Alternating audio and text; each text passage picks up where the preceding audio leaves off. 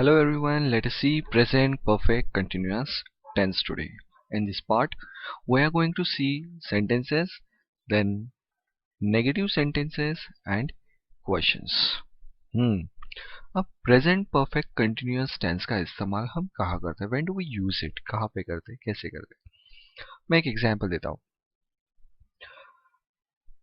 महेंद्र सिंह धोनी उन्होंने कुछ साल पहले क्रिकेट खेलना शुरू किया. वो आज भी क्रिकेट खेल रहे और वो फ्यूचर में भविष्य में भी क्रिकेट खेलने वाले. इस क्रिया को बताने के लिए हम ऐसे बताएंगे कि महेंद्र सिंह धोनी क्रिकेट खेलते आ रहे हैं. इसलिए हमने यहाँ पे क्या किया, प्रेजेंट परफेक्ट मतलब जो क्रिया हो चुकी है, एंड कंटिन्यूअस जो अभी भी चल रही है और आगे भी थोड़ी देर चलने वाली है.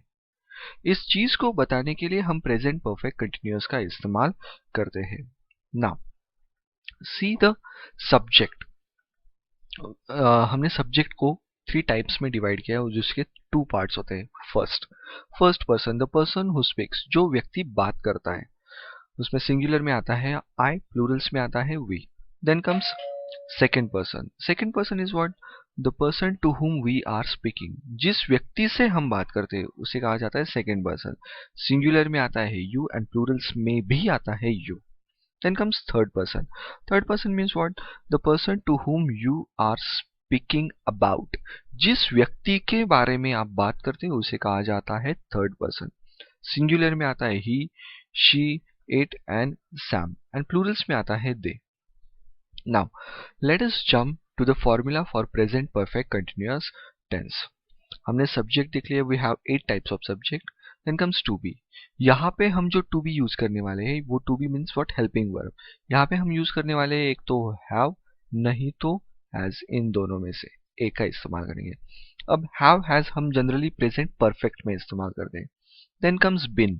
This been shows the be process जो हो रही है वो कंटिन्यूअस में आती है generally. This been and ing comes in continuous. हम ये दोनों टेंस को एक दूसरे से कंबाइन कर देंगे और टेंस बन जाता है present perfect continuous. Understood? Now let us see some example first. I have been going to school. मैं स्कूल जाते आ रहा हूँ. मतलब मैं पिछले साल भी जाता था, उसके आगे भी जाता था, आज भी जा रहा हूँ और फ्यूचर में भी जाने वाला हूँ. Understood? Now see another example. You have been going to school. We have been going to school. They have been going to school. He has been going to school. She has been going to school. Sam has been going to school. Now, यहाँ हमें एक बात याद रखनी है. अगर subject third person singular हो तो उस वक्त हमें हैज का इस्तेमाल करना है. बाकी सेंटेंस एज इट इज रहने वाला है. अगर सब्जेक्ट थर्ड पर्सन सिंगुलर ना हो तो हम हैव का इस्तेमाल करने, मतलब यहाँ पे हम हैव का इस्तेमाल करने वाले हैं. Understood? Now see some examples so you would get it much better. For example, I have been playing football. मैं फुटबॉल खेलते आ रहा हूँ. मतलब मैं कल भी खेलता था, आज भी खेल रहा हूँ और फ्यूचर में भी खेलने वाला हूँ. Similarly, you have been playing football. We have been playing football. They have been playing football. He has been playing football. She has been playing football. Sam has been playing football. Now, let us see some negative sentence in present perfect continuous tense. Subject, हमने subject देख लिया. हमें मालूम है कि to be का कौन सा फॉर्म हम यहाँ यूज करने वाले हैं. Then comes not. Helping verb जो हमारा है, एक तो हम यूज करने वाले have, नहीं तो has. उसके तुरंत बाद हम not का इस्तेमाल करेंगे. And that sentence becomes a negative sentence. Isn't that simple? मतलब टू बी और बिन इन दोनों के बीच में नॉट डाल दो, वो सेंटेंस नेगेटिव बन जाने वाला है सिर्फ प्रेजेंट परफेक्ट कंटिन्यूअस टेंस में. Understood? See some example for that. They से हम सेंटेंस बनाते हैं. They have not been playing football. वे फुटबॉल नहीं खेलते आ रहे. Understood? Similarly see another example for this. Sam has not been playing football. सैम फुटबॉल नहीं खेलते आ रहा, मतलब सैम ने आज तक फुटबॉल ही नहीं खेला. It does mean like that. Understood? See some example. We transfer some sentences into negative sentences. You would get it much better. Understood? For example, I have been playing football. I have not been playing football. Understood. देखिए यहाँ पे जो हमारा sentence है I have been playing football, मैंने यहाँ पे वो सेंटेंस एज इट इज लिख दिया। क्या किया मैंने, सिर्फ हैव के तुरंत बाद मैंने नॉट का इस्तेमाल किया है, वो सेंटेंस नेगेटिव बन गया। Then comes you have been playing football, you have not been playing football. We have been playing football, we have not been playing football. They have been playing football, they have not been playing football. He has been playing football, he has not been playing football. She has been playing football, she has not been playing football. Sam has been playing football, Sam has not been playing football. Understood? Now, अरे negative sentence तो पढ़ लिए, फिर से क्यों?